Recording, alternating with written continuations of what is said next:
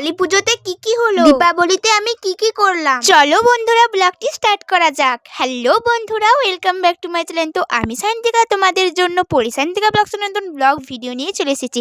এই ব্লগটি খুবই ইন্টারেস্টিং হতে চলেছে, স্কিপ না করে পুরো ব্লগটি দেখতে থাকো। দীপাবলিতে আমি বানিয়েছিলাম মাটির প্রদীপ, সেই প্রদীপগুলোকে রোদে শুকোতে দিয়েছিলাম। দেখো বন্ধুরা, ভূত চতুর্দশীতে আমি একটু সাজুগুজু করলাম। ভূত চতুর্দশীর দিন সকালে আমরা 14টা শাক খেয়েছিলাম। এবার সন্ধ্যেবেলা 14টা প্রদীপ জ্বালানো, তাই জন্য বাতি তৈরি করে নিলাম। তারপর প্রদীপগুলো সাজিয়ে নিলাম। আমরা বাড়ির বাইরে গেলাম সবাই মিলে প্রদীপ জ্বালাবো বলে। তারপর প্রদীপ জ্বালিয়ে দিলাম। 14টা প্রদীপ জ্বালানোর পরে আমাদের বাড়িটি কেমন লাগছে তোমাদের দেখিয়ে দিলাম। কালী পুজোর পরের দিন আমাদের বাড়ির কাছে হয়েছিল একটি অনুষ্ঠান, কিছু গান শুনে এবং কিছু নাচ দেখে আমরা বাড়ি চলে এলাম। এখানেই কালী পুজোর ব্লগটি শেষ করলাম। এরপর আসতে চলেছে ভাইফোঁটার ব্লগটি দেখতে হলে তোমাদের ইউটিউবে সাবস্ক্রাইব করতে এবং ফেসবুকে ফলো করতে হবে। এই ব্লগটি ভালো লেগে থাকলে লাইক কমেন্ট শেয়ার সাবস্ক্রাইব করতে ভুলো না বন্ধুরা। নতুন ভিডিও পেতে চ্যানেলটিকে সাবস্ক্রাইব করো। Tata bye bye my all friends.